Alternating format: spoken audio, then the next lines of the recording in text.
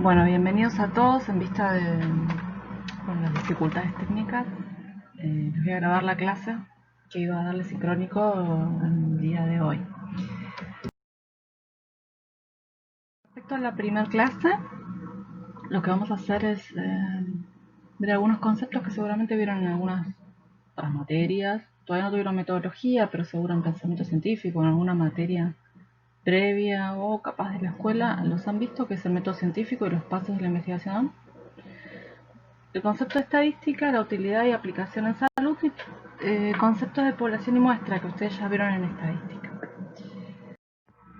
Bien, ¿qué es la ciencia? La ciencia, para Klimovsky, es el acopio de conocimiento que utilizamos para comprender el mundo y modificarlo.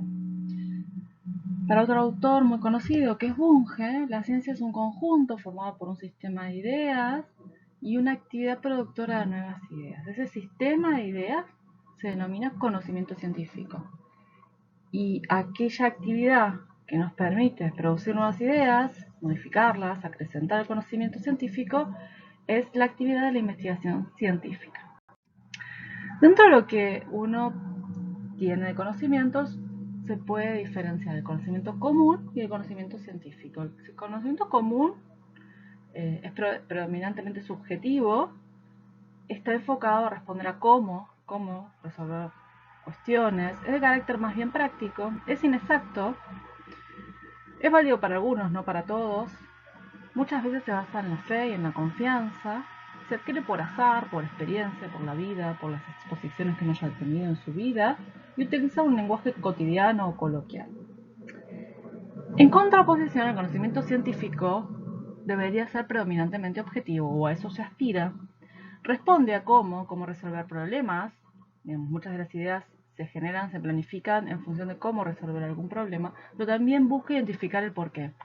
Es de carácter práctico, pero también teórico, tiene que tener un sustento teórico. Debe ser preciso, debe ser universal, no puede ser propio de algunos o para algunos y no para otros. Se basa en la comprobación, no puedo verlo desde lo que es la fe o la confianza, tiene que comprobarse empíricamente. Se adquiere siguiendo un método, utiliza un lenguaje especializado y es predictivo. O sea, si ocurrieran las mismas cosas, se va a obtener el mismo resultado. Por eso se habla de predictivo. El conocimiento científico, entonces, resulta de la actividad que es la investigación científica.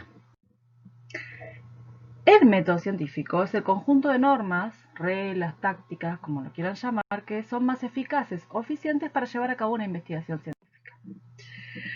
¿Cuáles son los pasos del método científico? Bueno, por lo pronto, percibir una dificultad. Frente a la observación de una dificultad, algo que haya que resolver, uno trata de buscar alguna respuesta, alguna solución.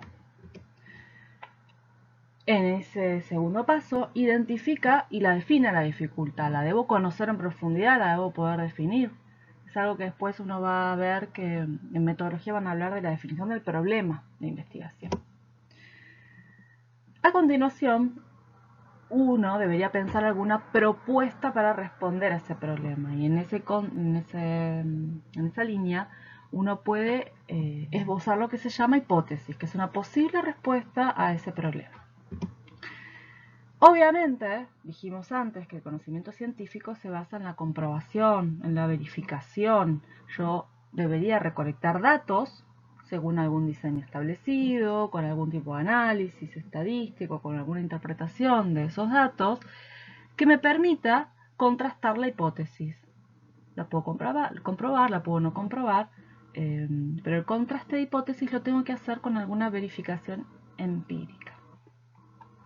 Finalmente, con eso obtengo conclusiones y de acuerdo a los resultados obtenidos voy a aceptar o rechazar la hipótesis como les decía antes. Obviamente hay millones de problemas, millones de preguntas que uno se hace, no se cierra el ciclo acá, esto se vuelve a retroalimentar porque siempre aparecen nuevas dificultades y nuevos problemas que uno quiere investigar y responder.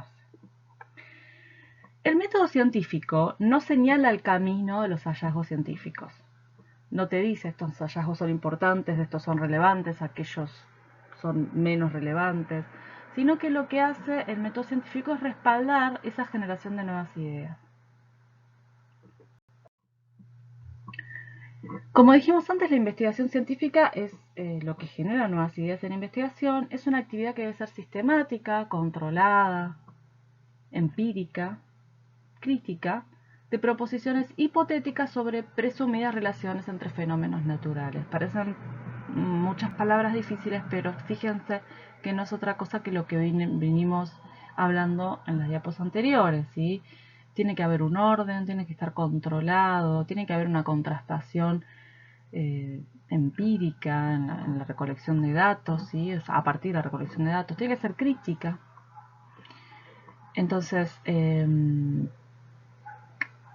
nos va a permitir esta actividad de la investigación científica obtener conocimientos científicos, conocimientos que van a ser objetivos. Acuérdense que son conocimientos científicos, habíamos dicho en unas diapos anteriores sus características, conocimientos que uno aspira a que sean objetivos, sistemáticos, claros, organizados y verificables. Acuérdense, hablamos de conocimiento científico, no el conocimiento común que todos compartimos y que puede ser basado en la fe y no en la comprobación. Pero en la ciencia uno tiene que tener conocimientos verificables. Bueno, entonces, retomando algunos conceptos que les nombré en un slide anterior, la investigación científica tiene que ser sistemática y controlada. Es una disciplina que está constantemente sometiendo a verificación los hechos, pero tiene que tener pasos, tiene que tener orden, tiene que tener una secuencia, ¿sí? Y esa sistemática es igual, sea la ciencia de la cual se trate. Digamos, en ese aspecto no cambia, el método científico aplica a todas las ciencias. Es empírica, hay que comprobar, digamos, observar, hay que hacer una comprobación observable de la realidad.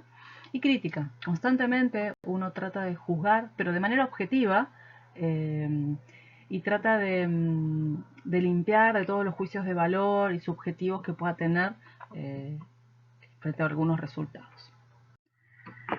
La estadística es un conjunto de técnicas para describir grupos de datos y tomar decisiones en ausencia de una información completa.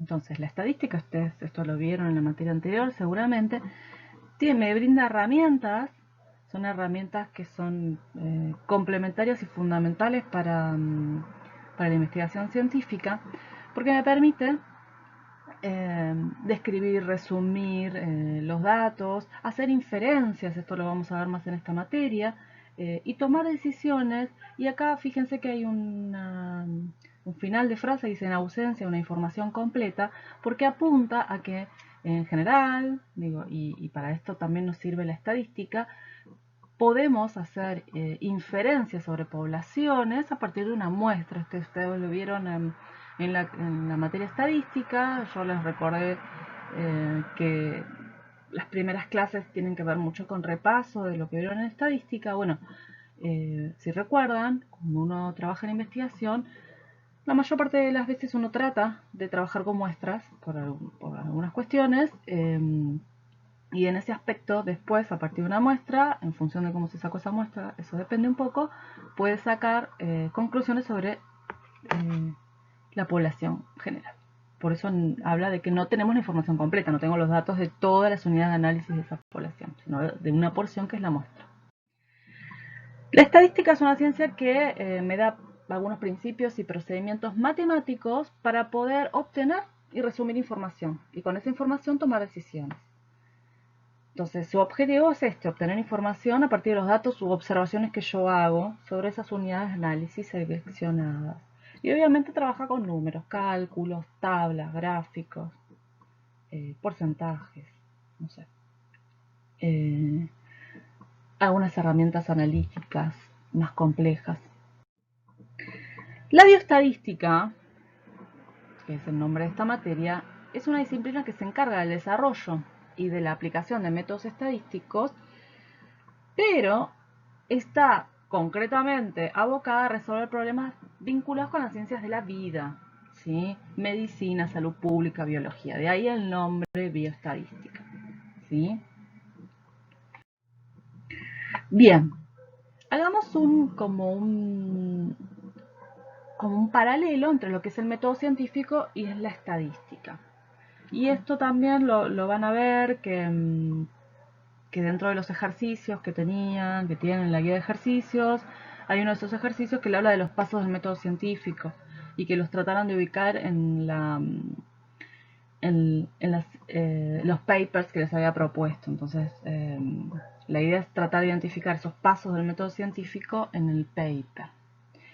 En el método científico dijimos que uno tiene una idea, tiene un problema de investigación, va a recolectar datos para poder simplificar hasta acá, ¿no? Va a recolectar datos para poder dar respuesta a esos datos, los describe y obviamente cuando tiene una idea y un problema también se formuló alguna hipótesis. Con esos datos descritos, analizados, contrastados, puedo evaluar la fuerza de evidencia frente o contra la hipótesis que yo me había planteado. Si uno hace el correlato con la estadística, uno podría pensar frente a la idea o el problema que ahí uno utiliza la estadística en la formulación de una hipótesis. Uno tiene que estar pensando, anticipándose a qué tipo de datos va a tener, a cómo los va a relacionar, a cómo los va a analizar, según el tipo de variable, según el tipo de prueba que pueda hacer para poder responder a esa hipótesis. Entonces, frente al problema y a la formulación de la hipótesis, también hay un detrás de escena que está fundamentado en la estadística. Frente a la recolección de datos, y relacionado también con lo anterior, está todas las cuestiones de diseño, de investigación. No es parte de esta materia, lo verán en metodología. Capaz han visto algunas cosas en otras materias, como epidemiología, no sé, salud pública tal vez. Pero bueno, ahí también hay cuestiones estadísticas que se usan para el diseño, para el cálculo de muestra. En la descripción de datos aparece estadística descriptiva, que es lo que han visto sobre todo particularmente en estadística, en la materia previa que antecede a bioestadística. Y para evaluar la fuerza de evidencia a favor o en contra de una hipótesis, aparece lo que es estadística inferencial. En bioestadística, en esta materia, vamos a repasar bastante estadística descriptiva, pero vamos a abocarnos más a lo que es más estadística inferencial.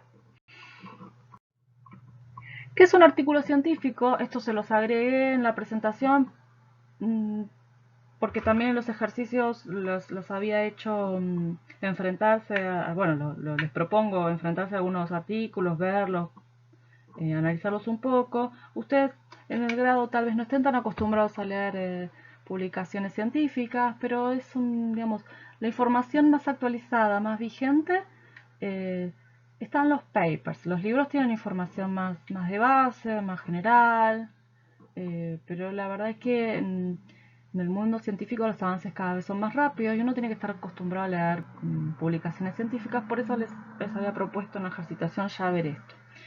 Dentro de lo que es un artículo científico, uno tiene que considerar que es un informe original, escrito y publicado, que describe los resultados que se han hecho en una investigación, un experimento o en cualquier investigación.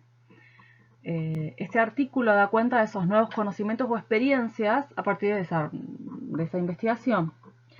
Y la publicación a través de un artículo científico tiene la finalidad de poder compartir esos resultados con el resto de la comunidad científica. Obviamente eso acrecienta el conocimiento y en función de su validez van a terminar, digamos, conformando parte del conocimiento científico disponible para los interesados, ¿sí? Bien, principios que deben guiar el estudio estadístico. Por un lado, tenemos que comprender qué dicen los datos en un determinado contexto o problema. Esto se traduce los datos en resultados numéricos, medidas o observaciones cualitativas obtenidas a partir de una investigación con el objetivo de responder a una cuestión, o sea, un problema de investigación. Concentrarse en qué hacer con los datos y por qué hacerlo, o sea, ¿qué hago frente a estos datos? ¿Cómo los puedo trabajar? ¿Cómo los puedo resumir? ¿Cómo los puedo relacionar entre ellos? ¿Qué prueba estadística me permite ver esa asociación, esa relación, esa diferencia? Digamos, todas estas cuestiones guían lo que es el abordaje estadístico de los datos. Hay que centrarse en los conceptos estadísticos y no solo en las reglas para la resolución de los ejercicios. En la clase que viene vamos a ver, hay problemas estadísticos, hay muchos. En el mismo Excel hay muchas cosas de análisis estadístico. Yo les voy a hacer un paneo de la disponibilidad que hay, pero es importante tener los conceptos, porque tal vez uno, en los programas estadísticos sobre todo, que son bastante intuitivos, que se manejan con comandos, uno carga los datos, dice, calculame esto, y tal vez el programa lo calcula, porque no hay nada que les genere error. Pero si uno no tiene el detrás, que tiene que ver con lo metodológico y lo estadístico, o sea, el conocimiento de lo metodológico y lo estadístico, me pueden dar cualquier cosa esos resultados, estar basados en supuestos que no son los correctos. Entonces hay que apuntalarse en eso, por eso también uno les insiste en la importancia de estas materias. Y también hay una cuestión que es la lectura crítica. Tal vez ustedes no hagan investigación, igual obligadamente ustedes tienen la tesis de investigación para recibirse, entonces ahí algo van a hacer de todas estas cuestiones que ven en estas materias. Tal vez a futuro no vuelvan a hacer investigación, ojalá que sí, pero no necesariamente todos se dediquen a hacer investigación en el resto de su desempeño laboral como profesionales de la nutrición. Pero sí hay algo importante y relacionado con lo que les decía antes, la información, el conocimiento científico cada vez más está dando vueltas y con más actualizaciones. Todo el tiempo hay publicaciones científicas, todo el tiempo se socializan nuevos artículos científicos, nuevas investigaciones, nuevos conceptos que se trabajan. Uno tiene que tener ciertas herramientas como para hacer una lectura de esas publicaciones y decir esto es válido, esto no es tan válido, esta información la verdad que está analizada eh, más o menos, no está respaldada del todo, la puedo aplicar a alguna cuestión de aplicación clínica. Y bueno, son cuestiones que estas materias me brindan algunas herramientas para hacer esa lectura crítica. Bien, repasemos algunos conceptos que vieron en estadística. Vamos a definir unidad de análisis. ¿Qué son las unidades de análisis? Las unidades de análisis son qué o quiénes sobre los cuales se van a recolectar los datos, ¿sí?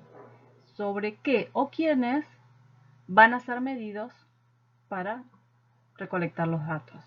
Dice qué o quiénes, porque pueden ser personas. Uno en general habitualmente tiene la tendencia por la profesión, digamos, por la carrera que estudian, de pensar en personas, en sujetos, en niños, en adultos, en embarazadas. Pero la verdad es que uno, como unidad de análisis, puede tener personas, pero también puede tener organizaciones, restaurantes, menúes, alimentos, periódicos, programas de educación alimentaria nutricional, etcétera. Bueno, también podrían ser ratas, animales, no sé, hay investigación también en animales, así que, digamos, son sujetos u objetos, ¿sí? Sobre los cuales uno va a tomar las mediciones. La población universo es el conjunto de unidades de análisis de esos individuos o sujetos u objetos, acá tienen individuos, sujetos o sujetos, alimentos, animales, publicaciones, publicidades, les doy otros ejemplos, con las características seleccionadas. Ahora vamos a hablar de criterios: edad, sexo, nivel educativo, patología. Tienen que concordar con una serie de especificaciones. Las poblaciones, aparte de tener ciertos criterios de inclusión, de exclusión y demás, van a tener una cuestión que tiene que ver con las características de lugar, de tiempo, de contenido. Aparte de de contenido, lugar y tiempo, perdón. Entonces, en función de los objetivos del trabajo, de las cuestiones más prácticas de acceso, por ejemplo, uno tiene una población. Tal vez la población es mucho más grande, ¿sí? Es mucho más... uno podría hablar, por ejemplo, embarazadas argentinas. Eso es una población muy grande, muy difícil de abarcar en muchos casos. Entonces siempre hay algo que se llama población diana o un segmento dentro de esa población que serán, por ejemplo, las embarazadas de algún hospital, las embarazadas de alguna comuna, las embarazadas de alguna ciudad, depende un poco en qué nivel estemos hablando. Entonces, hay una población más general y muchas veces esa población universo se va a reducir a una población más accesible. Fíjense que en el dibujo de al lado tienen la población y después tienen segmentado en un círculo, en unidades de análisis, la población accesible. Y dentro de esa población accesible uno va a seleccionar la muestra. Si uno puede estudiar a todos, que eso es muy difícil, muy desgastante, no solamente desgastante de recursos humanos, sino desgastante de recurso económico, uno habla de censo. Hay algunas instancias en las cuales se hacen censo, pero lo más habitual es que uno trabaje con muestras porque facilita un montón. Y si nos centramos en lo que venimos diciendo, la estadística tiene las herramientas para que después, a partir de esa muestra, uno pueda hacer inferencias sobre la población. Bien. Bueno, lo que les decía antes ahora apareció un poquito más tarde, pero dentro de la población universo blanco siempre hay un segmento del cual se considera la población accesible. Bueno, repasemos criterios. Cuando uno tiene las unidades de análisis y la población, va a tener que empezar a definir criterios. Criterios de inclusión, de exclusión, de eliminación y temporoespaciales. Criterios de inclusión tienen que ver con las características clínicas, demográficas, geográficas, temporales de los sujetos que componen la población en estudio. Para identificar estos criterios yo me tengo que basar en lo que voy a investigar y obviamente profundizar en lo bibliográfico, que me va a dar información acerca de qué cosas son importantes, qué características tienen que tener esas unidades de análisis para poder investigar en X tema que quieran estudiar. Los criterios de exclusión tienen que ver con aquellas características que de ninguna manera pueden tener aún esos sujetos u objetos, unidades de análisis, pueden tener aún teniendo los criterios de inclusión. Yo podría incluirlo, pero si tiene esto lo tengo que sacar. Imagínense, por ejemplo, que quieren evaluar el estado nutricional en adultos mayores. Los adultos mayores serían la unidad de análisis. Pero, digo, yo puedo ir, tener una población de adultos gerontes que pertenecen a algún geriátrico de la ciudad de Buenos Aires. Esa podría llegar a ser mi población accesible. Pero si yo tengo que abordar a ese adulto mayor y tengo que hacer algunas preguntas, por ejemplo, un criterio de exclusión sería que tuviera alguna alteración cognitiva.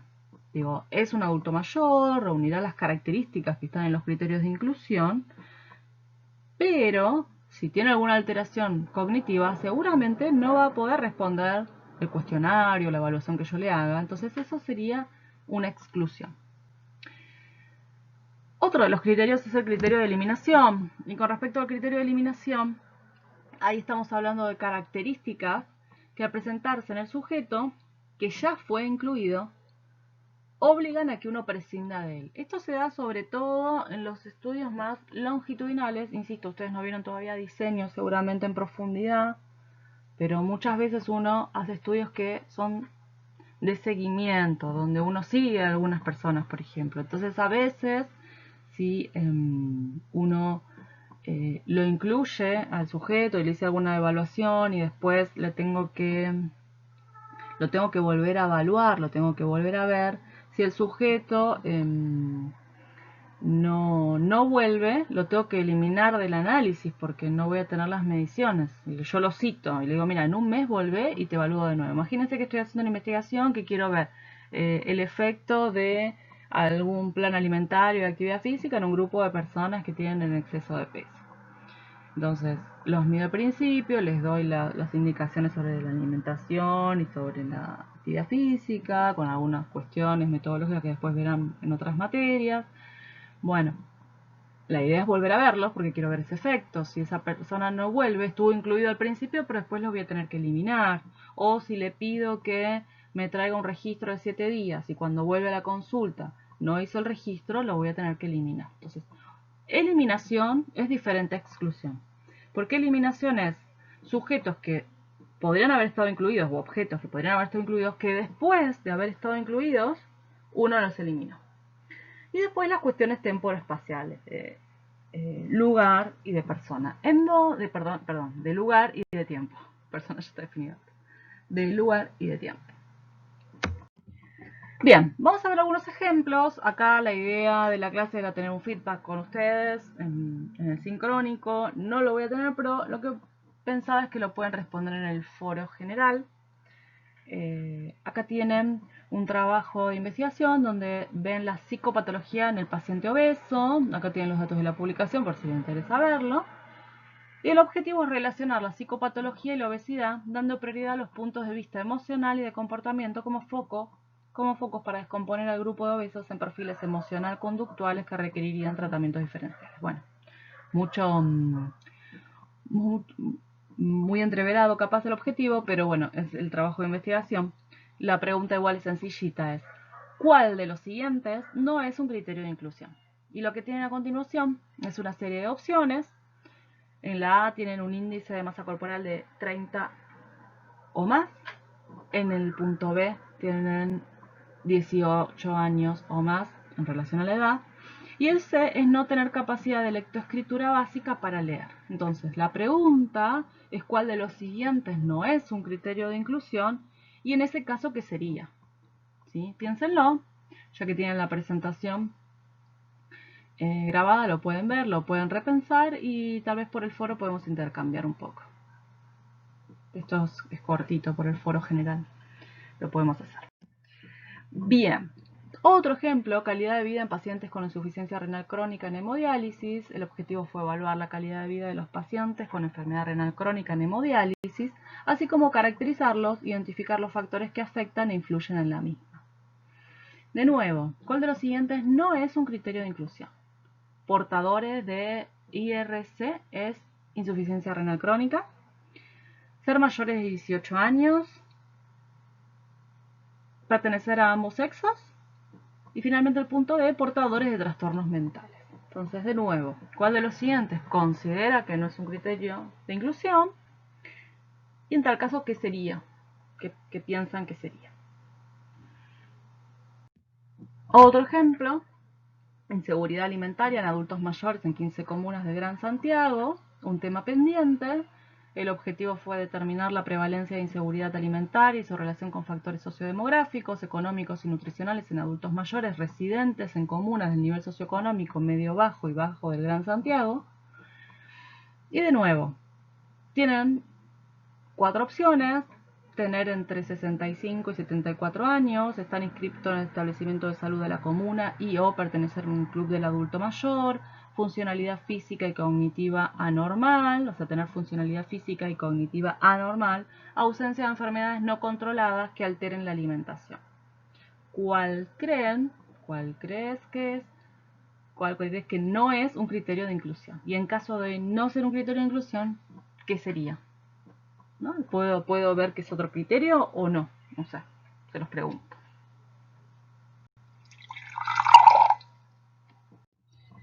Bien, repasemos un poco. Dejemos atrás esta propuesta de ejercitación y vamos de nuevo a continuar un poco con la teoría. Muestra. ¿Qué es una muestra? Dijimos que es un subgrupo de estudio, es un subgrupo de la población sobre la cual yo voy a estudiar las variables seleccionadas. La muestra de limitarse a las características de la población. O sea, yo tengo una unidad de análisis, no sé, adultos mayores, y tengo una población accesible que tiene ciertos criterios. Y obviamente, como la población reúne las unidades de análisis, o sea, el conjunto de las unidades de análisis, van a tener esos criterios, ¿no? Entonces, yo tengo una población de la cual yo voy a extraer cierto número de unidades de análisis para poder evaluar a esos sujetos u objetos.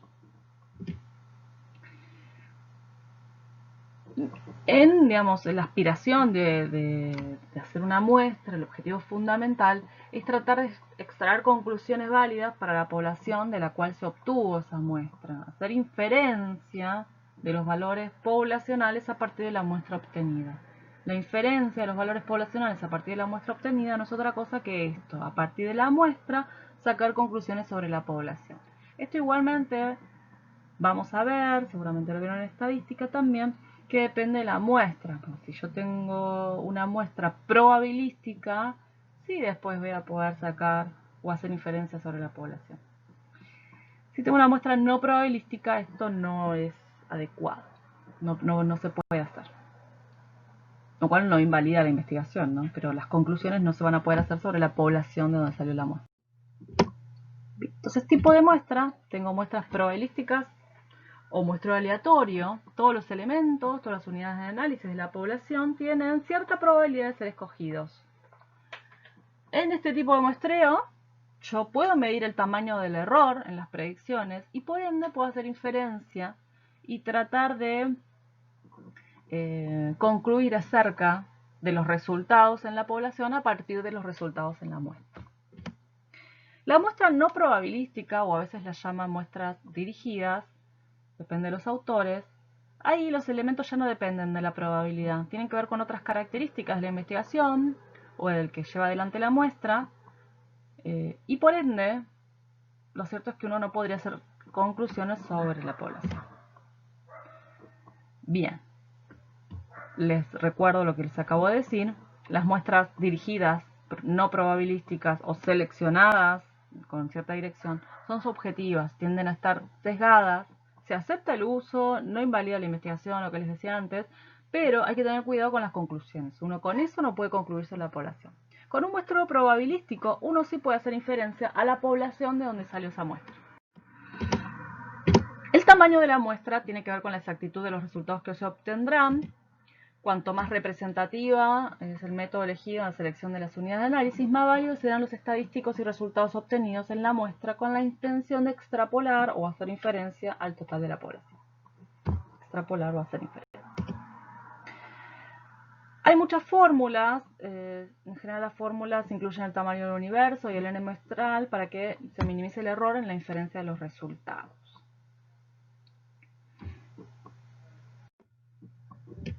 Errores de muestreo, muchas veces cuando uno saca una muestra, puede haber diferencias, encontrarse entre el resultado de la muestra y lo que ocurre en la población, pero como les dije antes, en un muestreo probabilístico, este error se puede cuantificar, se puede identificar, entonces uno puede saber con qué margen de diferencia uno se va a encontrar en la población, o puede estimar ese margen de diferencia. Cuando uno tiene una muestra probabilística, no se sabe, el error no es cuantificable, en cambio, ese error muestral en una muestra probabilística sí se puede cuantificar.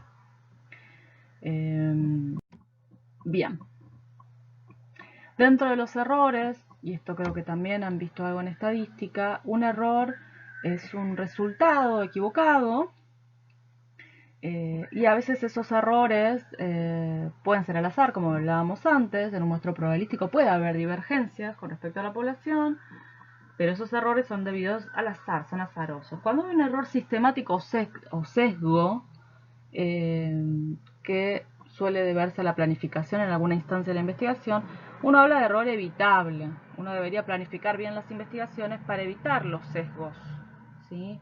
En general los sesgos se vinculan sobre todo con una mala elección de la población en estudio, errores al planificar el muestreo y muchas veces errores de medición, errores en los instrumentales que se usan, las metodologías que se usan para tomar algunos datos, ¿sí?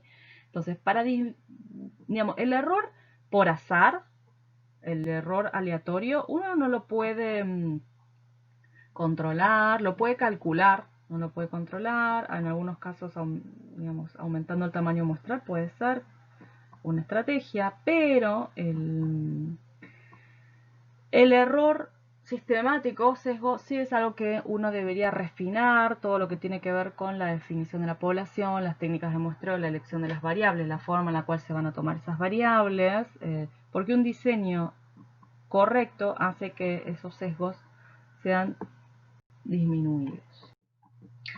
Dijimos antes que tenemos dos tipos de muestreo, probabilístico y no probabilístico. Esto también entiendo que han visto en estadística. Dentro de lo probabilístico tenemos el aleatorio simple, el sistemático, el estratificado y por conglomerados. Y dentro de lo no probabilístico hay muchos, acá tienen varios ejemplos. La verdad es que yo después, más adelante, les identifico algunos, los más comunes, los más comunes sobre todo en nuestra disciplina. Tal vez en otras disciplinas haya otros más comunes, pero bueno, en nuestra disciplina en general aparecen estos. ¿Sí? Bien. Siempre que uno tenga un siempre que uno quiera hacer un muestreo probabilístico, es fundamental tener algo que se llama marco muestral. Marco muestral es el marco de referencia. Nos permite identificar físicamente los elementos de una población y tiene que incluir la posibilidad de enumerarlos y seleccionar los elementos muestrales. Para que se entienda un poco, si ustedes quieren hacer una investigación en escolares, por ejemplo, uno puede tener como población, no sé, una escuela, ¿no? Entonces, de ahí puedo sacar una muestra. ¿Puedo tener un marco muestral? Sí, porque de ahí es fácil identificar el listado de alumnos. Los tengo todos identificados, los tengo enumerados, ¿sí? Y los puedo seleccionar en función de esa identificación. Muchos trabajos antes, ahora no tanto, porque esto cambió mucho las prácticas de la población, pero antes muchas veces se usaba la guía de teléfonos como marco muestral. Ahí estaban los datos de las personas y se seleccionaban personas de la guía de teléfono. Las historias clínicas muchas veces sirven como marco muestral. Las historias clínicas son identificables, tienen un número, una identificación. Yo puedo seleccionar de ahí por algún método. El marco muestral se usa y es básicamente la herramienta fundamental para poder planificar un muestreo probabilístico. Así que después, en función de del tipo de muestreo que vaya a llevar adelante, trabajaré con ese marco muestral para poder seleccionar las unidades de análisis. Socios de un club, también tenemos identificado con nombre, con apellido, con número de socio. Certificados de nacimiento, todas las que son estadísticas, encuestas nacionales, que son hechas con métodos probabilísticos de investigación, de muestreo, perdón, métodos probabilísticos de muestreo, se basan en las estadísticas vitales, ¿no? Para poder tener su marco muestral. Y como les dije antes, el marco muestral es fundamental para hacer un muestreo probabilístico. Si no tenemos marco muestral, no se puede hacer un muestreo probabilístico. Dentro de los muestreos probabilísticos tenemos el muestreo aleatorio simple o tómbola. Tómbola porque da cuenta de lo que sería el bolillero que está ahí la imagen, o como el bingo, ¿vieron cuando jugábamos de chiquito? Dijimos que para un muestreo probabilístico, y este es uno de esos, necesito un marco muestral. En el marco muestral yo tengo identificado con alguna ID, el número, alguna identificación a todas las unidades de la población, y por medio de algún sistema que me asegure la aleatoriedad, acá está un simpático bolillero, pero hoy día la verdad que lo que se usan son sistemas en el mismo Excel o en algún otro programa de computadora o de análisis estadístico, donde por números aleatorios me va generando la selección de la cantidad de unidades de análisis según lo que yo le indique. Entonces, yo obviamente previamente he calculado el tamaño de muestra que necesito y después voy a elegir la cantidad de unidades de análisis para completar ese tamaño de muestra que necesite. Si estamos trabajando con poblaciones muy grandes, la verdad que no es el mejor sistema este de aleatorio simple. Pero bueno, es uno de los probabilísticos.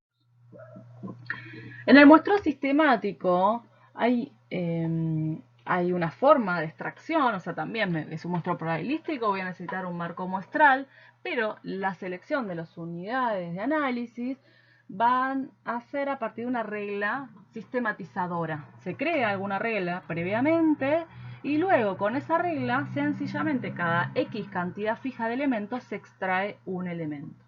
Por lo pronto yo tengo que tener identificados con algún ID, numeral, el marco muestral, los tengo que tener ordenados a esos datos y fíjense que el primero lo seleccioné al azar, como si fuera con una tómbola, y a partir de ahí siempre tengo una constante.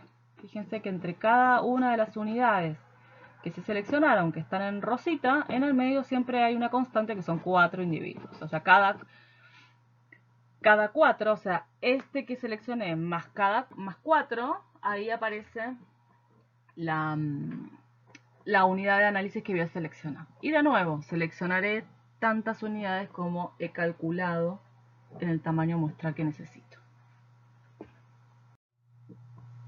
Entonces, como les dije antes, el primer elemento se elige al azar como base. El aleatorio siempre se usa solamente para elegir el primero.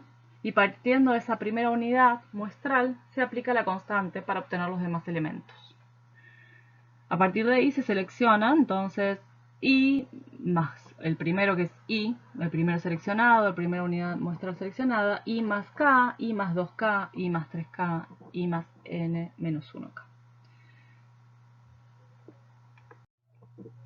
Acá tienen un ejemplo para que se entienda de dónde salen las constantes.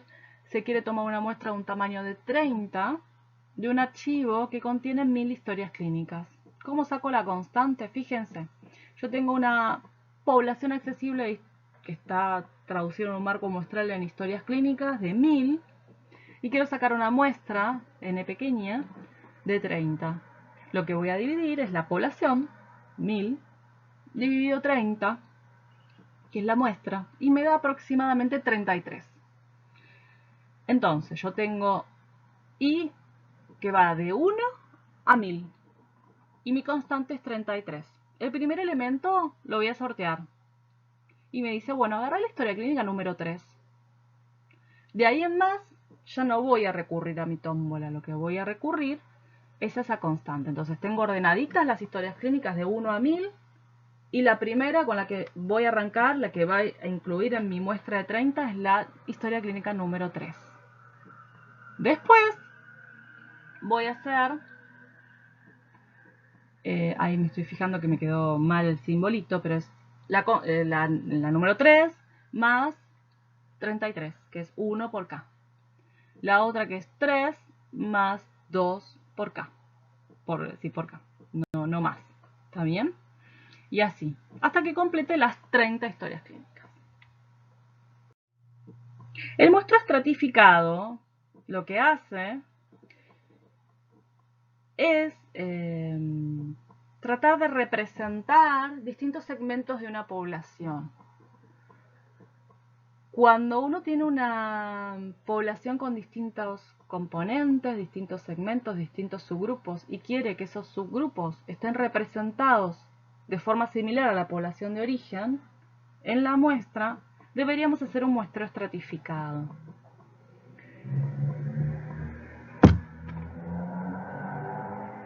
En este tipo de muestreo lo que se hace es dividir esa población en un grupo de subpoblaciones o estratos. Estos subgrupos o estratos ya están dados per se en esa población, pero yo los tengo que tener identificados. O sea, necesito un marco muestral segmentado por esos estratos.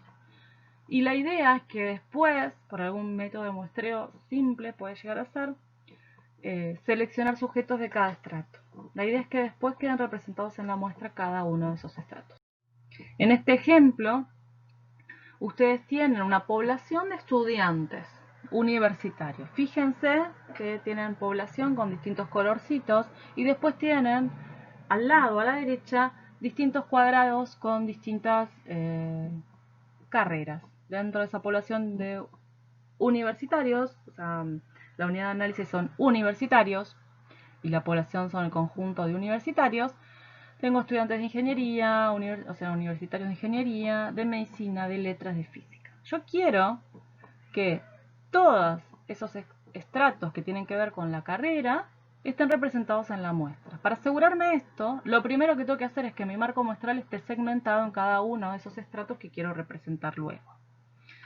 Cada estrato funciona independientemente. Yo después, una vez que tengo identificado los estratos, voy a seleccionar, por ejemplo, por aleatorio simple o por sistemático si quiero, el número de unidades de análisis que corresponda a cada estrato. Lo que me tengo que fijar también es el peso que tienen esos estratos dentro de la población. Seguramente no sacaré el mismo número de unidades de análisis de cada estrato, porque en la población de donde tienen origen no tienen el mismo porcentaje o no tienen la misma representación. Para esto se exige tener mucho conocimiento de la población. Yo tengo que tener claro muchos aspectos de esa población y tengo que tener claro de por qué quiero representar esos aspectos, ¿sí? Muchos de las encuestas nacionales se basan en muestreos probabilísticos estratificados, porque si ustedes miran la ENIS, por ejemplo, les sugiero ir y mirar la ENIS, que que seguramente la conozcan, la Encuesta Nacional de Nutrición y Salud o la Encuesta Nacional de Factores de Riesgo, sobre la cual les propuse hacer una parte como ejercicio 4. Vayan a lo metodológico, vayan a ver muestra y van a ver que tienen un muestreo de tipo estratificado. Bueno, y también pueden chusmear un poco más acerca de lo que escriben en muestreo, ¿no? Bien, entonces, cada estrato es homogéneo. ¿Qué quiere decir homogéneo? Que si ustedes analizan cada estrato, esas unidades de análisis son parecidas, por eso se llaman por eso se dice, perdón, que los estratos son homogéneos. Cuando analizan al interior de un estrato puntual, por ejemplo, ingeniería, medicina, no sé, el que quieran seleccionar, las unidades de análisis son similares al interior del estrato. Sin embargo, cuando lo piensan comparando los estratos, son diferentes, porque por algo los diferencié para poder después tener identificados esos estratos en la muestra. Entonces son heterogéneos entre un estrato y otro, y hay homogeneidad al interior del estrato. Finalmente tenemos el muestreo por conglomerados. En este tipo de muestreo, la unidad muestral es un grupo de elementos de la población que forman una unidad a la que llamamos conglomerado. Por ejemplo, unidades hospitalarias, departamentos universitarios, escuelas, comunas, un área geográfica diferente a comuna, medida de otra forma, por ejemplo, equipos de fútbol. Entonces, lo que vamos a seleccionar aleatoriamente es cierto número de conglomerados, el necesario para el que yo calculé, ¿no? Entonces, esos conglomerados voy a tratar de seleccionarlos aleatoriamente. Cada unidad muestral conglomerado tendrá un comportamiento interno heterogéneo. O sea, si ustedes piensan, por ejemplo, en comunas, yo voy a tener distinto tipo de unidades de análisis. Si pensamos en personas, seguramente será heterogénea al interior de cada unidad que tenga dentro de los conglomerados. Pero los conglomerados entre sí son similares en esas características, ¿sí?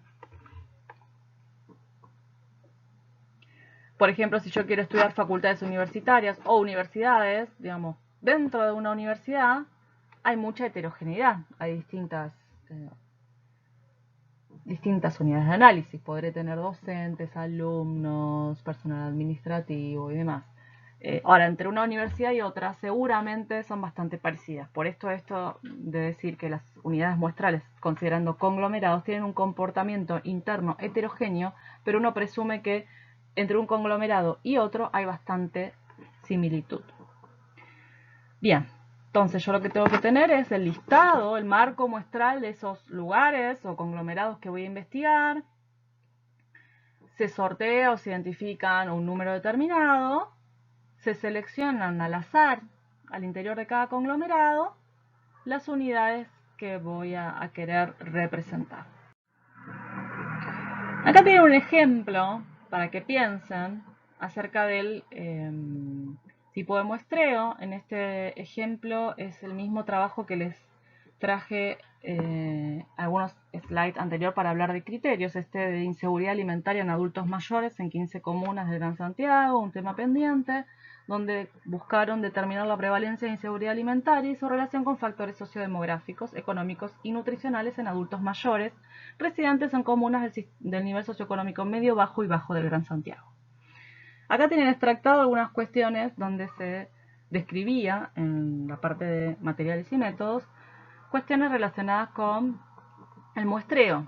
Entonces fíjense que habla de cómo se calculó el tamaño muestral, calcularon un porcentaje por posibles pérdidas o rechazos, gente que no quisiera participar, entonces calcularon un tamaño de 323 personas, pero se le agregó un 20% por pérdidas. Se seleccionó una muestra aleatoria, pero en una primera etapa se seleccionaron 15 de las 34 comunas del Gran Santiago, un porcentaje de hogares clasificados con una proporción de hogares de estratos medios y altos menor del 20%. En la segunda etapa se seleccionaron consultorios, centros de salud familiar del sistema público de salud pública y clubes de adulto mayor, con criterio proporcional al número de adultos mayores inscriptos en cada establecimiento. Y en una tercera etapa seleccionaron los mayores que constituyeron la muestra definitiva. Entonces la pregunta es, ¿qué tipo de muestreo piensan que se hizo en el trabajo de investigación? Tienen las 4 opciones de muestreo probabilístico, o sea que por lo pronto ya sabemos que es probabilístico, pero piensen un poquito de cómo se llevó adelante este muestreo y qué piensan ustedes que se hizo en este trabajo. Si quieren, tienen todos los datos de la publicación. Si quieren ir a la publicación, también pueden ir a chusmearla, quedan libres de hacerlo. Finalmente, tenemos los muestreos no probabilísticos. No son probabilísticos, con lo cual no se puede calcular el error estándar, no se puede saber el nivel de confianza. Yo no puedo después hacer inferencias a la población de la cual salieron. Pero tiene una gran ventaja que para aquellos estudios donde yo no estoy buscando representatividad, sino una cuidadosa y controlada elección de los sujetos, o sea, yo quiero estudiar algunos sujetos, sobre todo con sujetos, se usa mucho en algún tipo de investigación, donde quiero profundizar en las características de esos sujetos. Bueno, en ese caso son muy útiles y, insisto, muchas veces uno no puede hacer un muestreo probabilístico, eso no, digamos, no hace que la investigación sea mala. Obviamente uno tiene que tener esto en consideración a la hora de escribir las conclusiones de sus resultados, ¿no? Dentro de los muestreos no probabilísticos, vieron que yo les dije, hay muchos. Yo les marco los más relevantes, los más utilizados, ¿no? Los que más van a poder identificar en las publicaciones. Fíjense que está el muestreo intencional. El investigador, en base a su experiencia que quiere investigar, piensen que las personas investigan en sus áreas de desarrollo, donde trabajan, con el tipo de problemáticas que ya vienen viendo, de su práctica, por ejemplo, la práctica clínica. Entonces, con esto en mente, ese investigador elige las unidades que considera más representativas. ¿Sí? Es intencional en ese aspecto. Como tiene un objetivo de investigación en donde tiene como un perfil claro que quiere caracterizar, va a él buscar una muestra representativa, incluyendo sujetos, seguramente, esto va más por el lado de los sujetos, de las unidades de análisis que supuestamente considera típicas. Por eso fíjense que en el dibujito tienen delimitada la población y el investigador va directamente a aquella unidad de análisis que le parece relevante a la hora de investigar ese problema de investigación que se planteó y en función de eso incluir esa unidad de análisis en la muestra. Otra de las muestras no probabilísticas que son muy comúnmente utilizadas en investigación, de las que van a ver, es la de conveniencia. Conveniencia es lo disponible, es lo que tiene acceso el investigador, es lo más cercano. ¿Sí? Entonces fíjense que tienen delimitada la población, está el investigador, y la muestra es ese segmento más cerquita al investigador. No sé, si por ejemplo yo trabajo en un hospital y quiero trabajar con cierto grupo de pacientes, seguramente lo más disponible es que o que me vaya a la sala de espera del consultorio donde atienden ese perfil de pacientes, o que, digamos, acceda al consultorio de X que ve tal perfil de pacientes y demás. No es representativo de la población de ese perfil de pacientes, pero sí es accesible, es disponible. Otras muestras no probabilísticas son las muestras dirigidas a expertos. Muchas veces uno recurre a expertos en algún tema. Suelen ser estudios exploratorios, ayuda a generar hipótesis, a ver más el punto de vista de estos sujetos expertos. Muchas veces se utiliza. Muestra en cadenas o por redes o bola de nieve, sobre todo en algunos temas que tal vez es más difícil de acceder a algunos sujetos. Lo que se hace es identificar participantes claves y se agregan a la muestra. Y a partir de que uno conoce a alguien con esas características que quiere estudiar, le pide a ver si tiene conocidos que puedan participar de la investigación y que los pueda convocar para que el investigador acceda a ellos. ¿Sí? Se van como adicionando a partir de los contactos de contactos. ¿Sí? Sobre todo algunos temas que, no sé, fíjense que por ejemplo si uno quiere ver abuso de sustancias o algunas cuestiones que la gente no está abierto a socializar, a veces capaz es más fácil ir contactando a partir de contactos iniciales, ¿no? Y muestras por oportunidad, a veces de manera fortuita, se presentan frente al investigador justo cuando éste lo necesita o en función de algún evento, alguna situación, se genera una investigación para no perder la oportunidad. Por ejemplo, hay un congreso de nutrición y nosotros queremos evaluar el conocimiento de algunos profesionales en salud o el conocimiento de profesionales de la nutrición. Es una oportunidad perfecta para ir y evaluarlos. Bueno, bien, llegamos al fin de esta primera parte. Hay otra segunda parte que en breve van a acceder, así que bueno, les agradezco eh, la presencia del otro lado, que me escuchen. Entiendo que si llegaron a esta distancia me están escuchando, y bueno, como va grabado van a poder escucharme muchas veces, así que bueno, cualquier cosa acuérdense que tienen el foro para el intercambio, y nos vamos leyendo en la semana.